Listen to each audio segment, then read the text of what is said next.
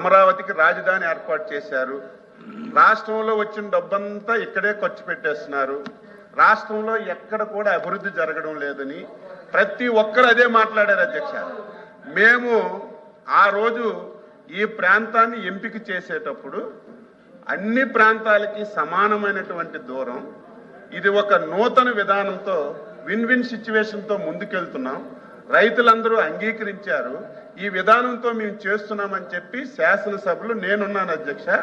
ఆ రోజు అపోజిషన్ లీడర్గా ఉన్నటువంటి వ్యక్తి నాకు ఎటువంటి అభ్యంతరం లేదు, ఇప్పుడున్న భూమి సరిపోదు, ఇంకొద్దిగా గ్యాదర్ చేస్తే మనకి సచివాలయానికి చాలా బాగా వస్తుందని చెప్పి నేనేదో అబద్ధం చెప్పడం కాదు అధ్యక్ష. ఇప్పుడు కావాలంటే స్పీచ్లు ఉంటాయి.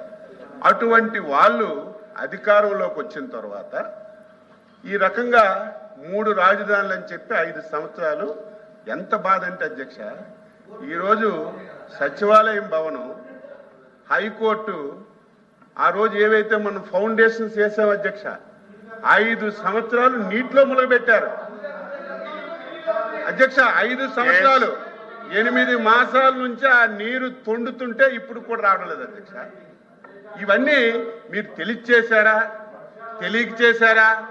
ఒక వ్యక్తి కావాలని చేసినప్పుడు మీలాంటి సీనియర్సేనే కనీసం ఎందుకు చెప్పలేదని మేము బాధపడుతుంటే ఇంకా దాన్ని సమర్థించారు. మాట్లాడితే అధ్యక్ష, మాట్లాడితే మా బొత్స సత్యనారాయణ గారు గౌరవనీయులు, ఇది మీరు 10,500 ఎస్ఎఫ్టీ పెట్టి కట్టేశారు, ప్రజాధనాన్ని వృధా చేశారని చెప్పి మాట్లాడుతున్నారు అధ్యక్ష. విశాఖపట్నం అధ్యక్ష, ఋషికొండ ప్రకృతి వచ్చినటువంటి సంపద. ఋషికొండ కనీసం ఆ ప్రాంత వ్యక్తి సీనియర్ ఎంత తప్పు జరిగింది, అంత తప్పు జరిగింది, దాని గురించి డిస్కషన్కి వెళ్ళక్కర్లేదు. ఈరోజు నేను అడుగుతున్నాను అధ్యక్ష, ఈరోజు కొత్త ప్రాంతం ఫైల్ టెస్టింగ్లు అన్నీ చేసిన తర్వాత కాంక్రీట్ అది బాగా వేసి ఆ రేటుకి ఇస్తే ఋషికొండ కొండ మీద కట్టింది ఎస్ఎఫ్టీ 26,000 అధ్యక్ష. 26,000 అధ్యక్ష. కమోటీ లక్షల కోట్ల రూపాయలు, లైట్లు లక్షల కోట్ల రూపాయలు. ఈరోజు ఏమైంది? అది దేనికైనా ఉపయోగిస్తున్నారా? మళ్ళీ ఎంత విచిత్రం అంటే అధ్యక్ష, కనీసం ఒక తప్పు చేసిన తర్వాత ప్రజలు సమాజం చేసిన తప్పు అని చెప్పిన తర్వాత కనీసం పశ్చాత్తాపం లేదు. దానికి ఎదురుగా మేమే మునగాళ్ళం, మేమే ఇంత డబ్బు ఖర్చు పెట్టి కట్టాము, మాలాగా మీరు కట్టలేరని ఎదురుదాడి చేస్తుంటే ఇంక ఇటువంటి వాళ్ళకి ఏం సమాధానం చెప్పాలి? దయ ఉంచి మీరు ఆ వేళ శ్మశానం అని అనడం చాలా తప్పు. శ్మశానం అన్న వాళ్ళు ఈ ప్రాంతానికి 5 సంవత్సరాలు మీరు రాకపోతే శ్మశానం అంటే దానికి అర్థం ఉంటుంది. శ్మశానం అని అన్ని రోజు కూడా శ్మశానంలో మాట్లాడారు మీరు, అది నా బాధ. కాబట్టి మనం మాట్లాడేటప్పుడు ఇప్పుడు కూడా రైతులకి ఏదో ముష్టంటే తప్పని చెప్పాను నేను. అలా మాట్లాడకూడదమ్మా, తప్పది, గౌరవించాలని చెప్పాను. ఎవరివైనా సరే కొంచెం మనకు అనుభవం ఉన్నప్పుడు, తెలిసినప్పుడు మాట దొరుకుతుంది. నేనంత స్పీడ్గా మాట్లాడేటప్పుడు ఒక మాట తప్పు మాట్లాడచ్చు, మళ్ళీ తెలుసుకొని మనం సరి చేసుకోవాలి. కొత్త వాళ్ళకి తెలియకపోవచ్చు, మీరు సీనియర్. నా బాధ అంతా ఏంటంటే ఆయనకి తెలియకపోయినా 5 సంవత్సరాలు ఈ రాష్ట్రాన్ని కళ్ళ ముందు చాలా తప్పులు మీకు కూడా తెలుసు, ఆయన ఆబ్సెన్స్లో మీరు కూడా మాట్లాడుకున్నారు, కానీ ఒక్కరు కూడా చెప్పకపోవడం వల్ల 5 సంవత్సరాలు ఈ రాష్ట్రం ఎంత దారుణంగా నష్టపోయింది. ఈరోజు బడ్జెట్ గురించి మాట్లాడుతున్నా. నిన్న మొన్న ఒక శాసనసభ్యుడు అధ్యక్ష ఇరిగేషన్ ప్రాజెక్టు గురించి మాట్లాడి, అంటే నోరుందని మాట్లాడి ఏదో సోషల్ మీడియాలో పెట్టి ఒక టీవీ పత్రిక ఉందని చెప్పి దాని మీద మీరు స్క్రోల్ చేస్తే మనం మాట్లాడిన మాటలకు అర్థం ఉండాలి. ఒక శాసనసభ్యుడు అధ్యక్ష ప్రకాశం జిల్లా వెలుగొండ ప్రాజెక్టుకి ఈ బడ్జెట్లో కేటాయింపులు లేవు, 1000 కోట్లు అవసరమైతే 300 కోట్ల రూపాయలు కేటాయించారు. ఈ ప్రాంతానికి ఎన్డీఏ ప్రభుత్వం తీరని అన్యాయం చేసిందని తాటికాయంత అక్షరాలతో టీవీల్లో, పేపర్లో, మీడియాలో మాట్లాడారు అధ్యక్ష. ఆనాటి ముఖ్యమంత్రి గారు ఆ ప్రాజెక్ట్ని ప్రారంభోత్సవం చేసి చంద్రబాబు నాయుడు గారు ఫౌండేషన్ వేశారు, చెయ్యలేదు. 5 సంవత్సరాల్లో నేనే దగ్గరుండి తవ్వి గొలికి నీరు ఈరోజు వెలిగొండ ప్రాజెక్టులోకి తీసుకెళ్లాను. ఈరోజు జాతికి అంకితం చేస్తున్నానని అచ్చెన్నాయుడు గారు నేను చెప్పడం కాదు, అరగంట టైం ఇస్తే ఆ వీడియోలన్నీ మీరు చూడొచ్చు. అంటే ఒక ప్రాజెక్టుకి కనీసం పూర్తి కాకుండా ఎన్నికల్లో లబ్ధి పొందడానికి ఆ ప్రాజెక్ట్ ఓపెన్ చేస్తే డబ్బులు ఎందుకు? జాతికి అంకితం చేసిన తర్వాత బడ్జెట్లో డబ్బులు ఎందుకు నేను అడుగుతున్నాను? అవసరమేముంది చెప్పండి మీరే. ఒక ప్రాజెక్ట్ ఒక ముఖ్యమంత్రి జాతికి అంకితం చేసిన తర్వాత మళ్ళీ అదే ప్రాజెక్టుకి బడ్జెట్లో కేటాయింపులు ఎవరైనా పెడతారా? అయినా సరే అది ఎలక్షన్ గురించి స్టంట్ గురించి పెట్టారని వెలుగొండ ప్రాజెక్టు ఆ జిల్లాకి ఎప్పటి నుంచి అవసరం అని చెప్పి 1000 కోట్లు అవసరం ఉంటే దానికి 300 కోట్ల పరిస్థితి ఏ రకంగా ఉందో మీకు తెలియదా? ఈరోజు మా సోదరుడు రవికుమార్ గారు మాట్లాడుతున్నారు, ఉద్యోగస్తులకు ఏమీ చేయలేదని తీవ్రమైనటువంటి అసంతృప్తులు ఉన్నారట. 5 సంవత్సరాలు మంత్రి గారు దయచేసి ఒక్క రోజైనా ఆలోచన చేయాలి. ఒక్క రోజైనా బడ్జెట్ గురించి బడ్జెట్ అధ్యక్ష మాట్లాడారు, డివిజన్ అవుతా ఉంది. మాట్లాడారు అధ్యక్ష. అర్థం చేసుకోండి. ఒక్క రోజైనా 1వ తారీఖు జీతం ఇచ్చారా? ఎంత బాధ! ఉద్యోగస్తులు పిల్లల పెళ్లిళ్ళ గురించి, ఆరోగ్యం గురించి దాచుకున్న డబ్బులు కూడా తీసుకొని ఈ రోజుకి ఇవ్వకపోతే ఉద్యోగస్తులు బాధపడుతుంటే అన్ని చేశామని చెప్పడం లేదు.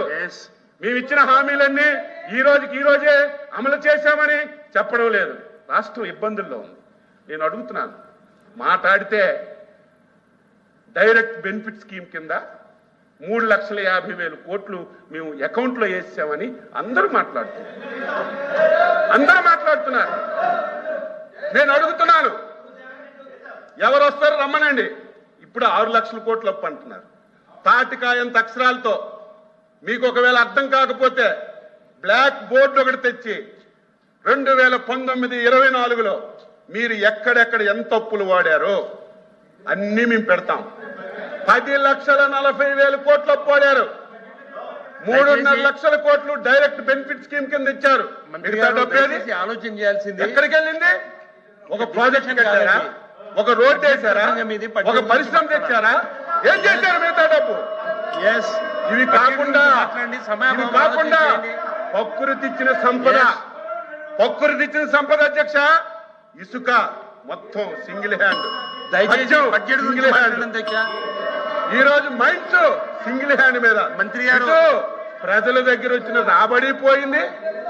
ప్రకృతి ఇచ్చినటువంటి సంపద మొత్తం దోచేసి ఈ రాష్ట్రాన్ని ఫైనాన్షియల్ గా అధోగతి చేస్తే 8 మాసాల్లో గర్వపడుతున్నాను. నేను కూడా 6 సార్లు ఎమ్మెల్యేగా హామీలు ఇచ్చాం, అధికారంలోకి వచ్చాం. పరిస్థితి చూస్తే దారుణంగా ఉంది. మనం చేయగలం. మంత్రి గారు హామీలు నెరవేర్చగలమా అని ప్రభుత్వం ఈ దేశంలో అర్థం చేసుకోండి. 29 రాష్ట్రాలు ఉన్నాయి. బడ్జెట్ సమయాన్ని చెప్తున్నాను, 4,000 రూపాయలు పెన్షన్ ఈ దేశంలో ఎక్కడైనా ఇచ్చారా? ఏ రాష్ట్రంలో ఇచ్చారా? హైయెస్ట్ 1,200. ఒక రాష్ట్రంలో 2,200 ఇస్తున్నారు. 4,000 రూపాయల పెన్షన్ 64 లక్షల మందికి 1వ తారీఖే ఇంటికిచ్చి పెన్షన్లు ఇస్తున్నాం. ఇవన్నీ ఒక్కొక్కటి చేసి ఒకటే మాకు ప్రజలు అచంచల విశ్వాసం నమ్మకంతో మాకు అధికారాన్ని ఇచ్చారు. ప్రజల విశ్వాసాన్ని నమ్మకాన్ని ఎక్కడా పోగొట్టుకోం. తప్పనిసరిగా ఎన్నికల్లో ఇచ్చిన ప్రతి హామీ నెరవేర్చిన తర్వాత మళ్ళీ ప్రజల దగ్గరికి వెళ్తాం. మా మీద విశ్వాసం నమ్మకం ఉంటే ఈ రాష్ట్రాన్ని బాగు చేస్తామని ఒక విశ్వాసం ఉంటే మళ్ళీ మాకు మంత్రి గారు చేస్తారు.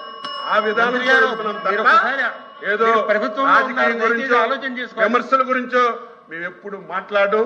దయ ఉంచి ఎప్పటికైనా సరే గతంలో చేసిన తప్పులు మీరు తెలుసుకొని మీరంతా కూడా వ్యవహరిస్తే కొంతవరకైనా బాగుంటుందని చెప్పి వ్యక్తిగతంగా నేను సలహా ఇస్తున్నాను.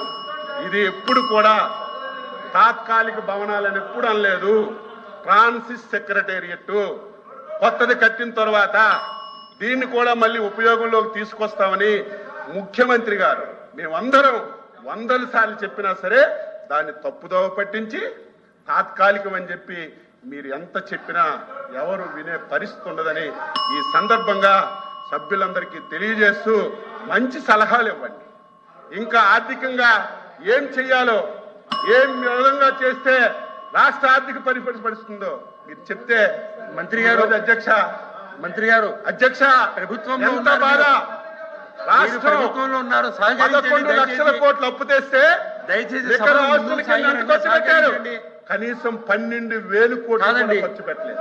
కాదు, ఎప్పుడు రాష్ట్ర ఆదాయం పెరుగుతుంది, ఎప్పుడు సంపద పెరుగుతుంది, ఈ ఆలోచనలు చేయకుండా ఇష్టానుసారంగా మాట్లాడితే ఇది మంచి విధానం కాదు. మంచి సలహాలు ఇవ్వండి, మేము స్వీకరిస్తామని ఈ సందర్భంగా సభ్యులందరికీ తెలియజేస్తున్నాం. ఎల్ఓపి గారు.